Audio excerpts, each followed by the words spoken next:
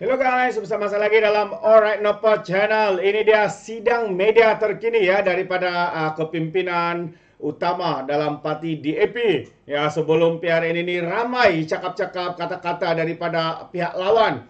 Khususnya juga ada di antara mereka yang keluar daripada DAP. Kononnya, ya, Anthony Locke tidak boleh berbuat keputusan, tidak boleh berkata apa-apa kerana kononnya Lim Guang Eng akan jadi ketua menteri sekiranya mereka menang.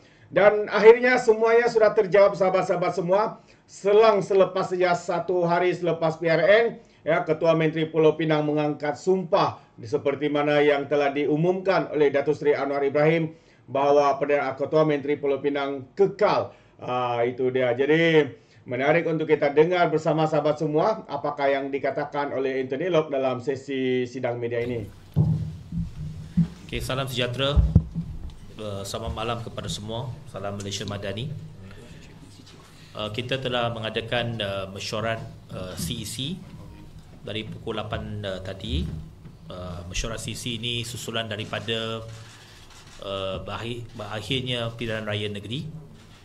Terlebih dahulu bagi pihak pucuk pimpinan DAP, kita ingin merakamkan setinggi-tinggi penghargaan dan ucapan terima kasih kepada semua pengundi yang telah pun memilih dan menyokong Pakatan Harapan, khususnya calon-calon Pakatan Harapan daripada parti DAP yang telah memenangi 45 kerusi di 4 negeri, iaitu 1 di Kedah, 19 di Pulau Pinang, 15 di Selangor dan 11 di Negeri Sembilan, 46, maaf. Kesemuanya 46, kita bertanding 47, kita menang di 46 kerusi. Jadi di kesemua 46 kerusi ini kita mengucapkan ribuan terima kasih kepada semua pengundi yang telah pun memberikan mandat dan sokongan kepada calon-calon Pakatan Harapan daripada DAP. Kita juga mengucapkan tahniah kepada semua pemenang dan CEC sekali lagi mengingatkan semua wakil rakyat DAP yang telah menang supaya sentiasa menjaga nama baik parti dan seharusnya bekerja sepanjang masa dan terus berdedikasi untuk memberikan khidmat yang terbaik kepada orang ramai dan terus melaksanakan tugas dan dasar kerajaan kerana kita di tiga-tiga negeri ini merupakan sebahagian daripada kerajaan negeri, iaitu di Pulau Pinang, di Selangor dan juga di Negeri Sembilan. Jadi sudah tentu mereka memainkan peranan yang sangat penting sebagai sebahagian daripada kerajaan negeri. Dan sudah tentu imej positif mesti sentiasa dijaga dan kerja yang terbaik perlu dilaksanakan demi kepentingan rakyat dan juga negeri. Semalam Pulau Pinang merupakan negeri pertama di mana Ketua Menteri telah pun angkat sumpah. Itu memang merupakan keputusan yang telah pun di-endorse, telah pun disetujui oleh pucuk pimpinan tertinggi parti, iaitu menamakan saudara Chow Kuan Yew untuk terus menerajui kerajaan negeri Pulau Pinang. Beliau telah pun mengangkat sumpah sebagai Ketua Menteri Pulau Pinang sehari selepas pilihan raya negeri.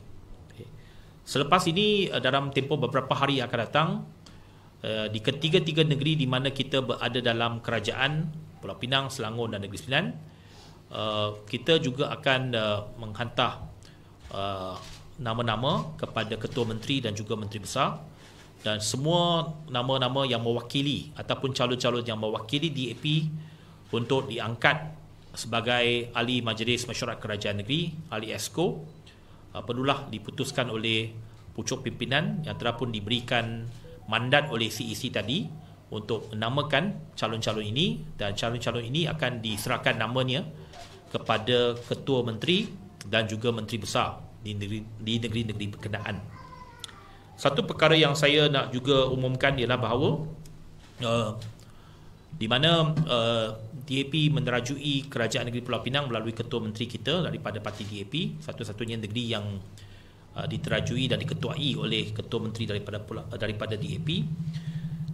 Pucuk pimpinan tadi ataupun CEC tadi telah pun bersetuju supaya kita mencadangkan kepada Ketua Menteri untuk melantik seorang ahli exco daripada parti UMNO mewakili Barisan Nasional, sebab ada dua calon Barisan Nasional yang menang di Pulau Pinang, maka kita akan melantik wakil Barisan Nasional daripada UMNO untuk menduduki dalam Majlis Mesyuarat Kerajaan Negeri Pulau Pinang.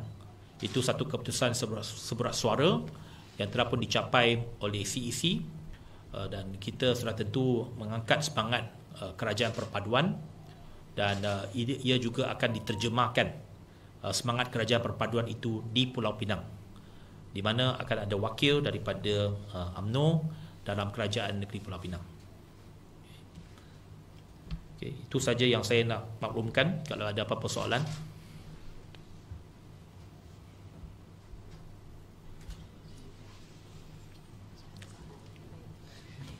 Okay. Ada soalan?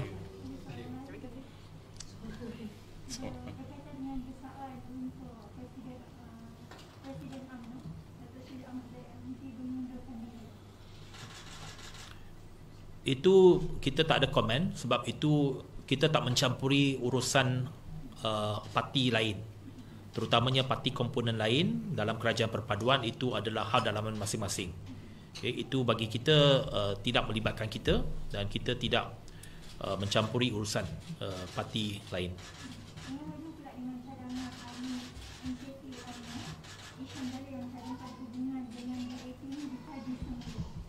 Itu cadangan dia sajalah. Dia cadangan kepada partinya lah. Jadi itu hanya cadangan seorang. Kita apabila hubungan kita dalam kerajaan perpaduan, ia ditentukan oleh pucuk pimpinan parti masing-masing. Jadi saya juga tak nak memberikan komen tambahan kepada apa yang dikatakan itu. Individu akan memberikan pandangan dan komen masing-masing. Tapi apa yang penting ialah keputusan di peringkat pucuk pimpinan parti. Dan hubungan kita dalam kerajaan perpaduan akan diteruskan seperti biasa. Malah kerja kita berterusan dalam kerajaan perpaduan. Besok pun kita ada mesyuarat bersama dengan Perdana Menteri dan Menteri-Menteri. Mesyuarat Kabinet pada hari Rabu akan dijalankan seperti biasa. Hubungan kerajaan perpaduan akan terus diteruskan, dijalankan. Jadi pandangan individu itu kita tak nak memberikan apa-apa maklum balas, sebab itu hanya pandangan peribadi. Okay. Yang penting ialah parti membuat keputusan.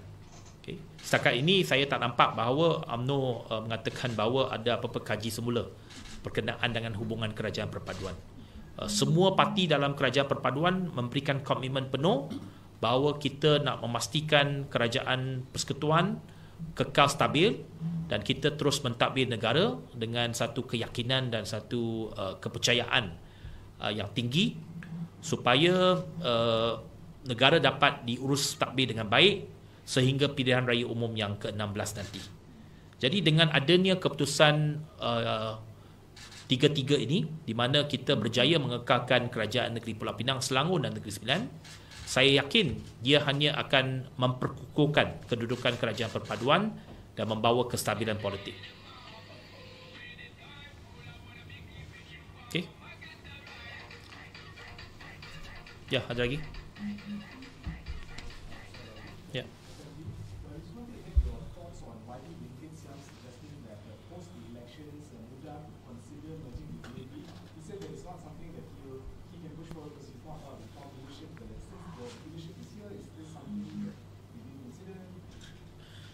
Well, that is of course Saudara Tan Sri Lim Kit Siang's personal opinion.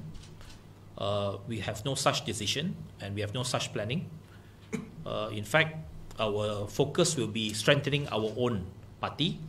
And during the CEC meeting earlier, we have instructed our DAPC, DAP Youth, DAP Socialist Youth, to strengthen in terms of our recruitment, to nurture our own young leaders in preparation for the next general election. So there's no question about merging with any other party.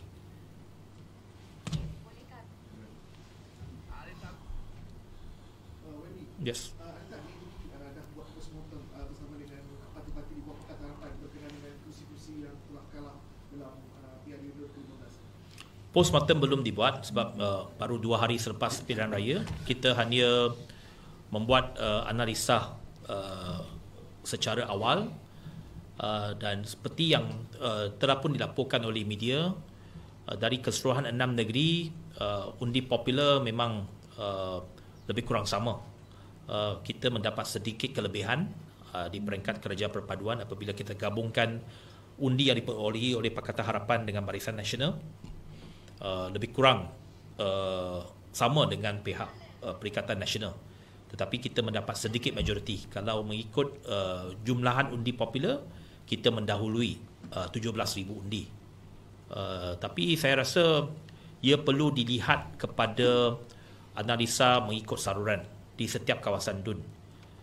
Kita juga kena lihat juga kerusi yang kita menang, sama ada PH ataupun BN.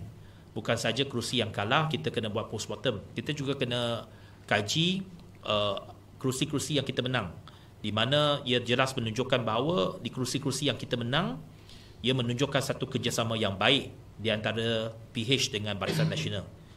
Ini amat jelas sekali di Negeri Sembilan, di mana kita menang 31 daripada 36 kerusi atas kerjasama di antara dua gabungan. Walaupun kerjasama ini agak baru, tetapi ia jelas merupakan satu formula kejayaan dalam pilihan raya. Untuk DAP, kerusi yang paling kita banggakan ialah di kerusi DUN Sungai Pelik, di mana kerusi DUN Sungai Pelik ini majoritinya ialah undi pengundi Melayu. Hampir 60% adalah pengundi Melayu. Pengundi kaum Cina hanya 20% tambah 20% lebih, dan pengundi kaum India tak sampai 15%. Jadi komposisi di Sungai Pelik ialah 60-40. 60 pengundi Melayu, 40 bukan Melayu. Tetapi kita meletakkan seorang calon pemimpin akar umbi daripada kaum Cina, dan kita berjaya menewaskan calon Perikatan Nasional daripada Bersatu. Jadi ini satu contoh kejayaan yang sangat signifikan, di mana seorang calon DAP daripada calon DAP kaum Cina menewaskan calon Perikatan Nasional daripada Bersatu kaum Melayu, walaupun di kawasan majoriti Melayu. Ini menunjukkan bahawa pengundi-pengundi di Selangor, termasuk pengundi Melayu, boleh menerima calon Pakatan Harapan. Dan bagi saya itu satu kejayaan yang sangat signifikan.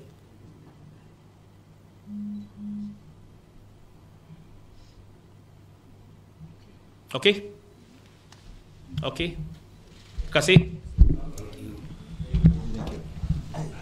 Terbaik, itu dia sahabat semua ya, sesi sidang media yang baru saja dilakukan oleh kepimpinan daripada parti DAP. Ya, kita boleh melihat antara parti yang paling excellent ya, paling cemerlang keputusan dalam PR ini adalah parti DAP. Bertanding sampai 47, menang 46, hanya kalah 1.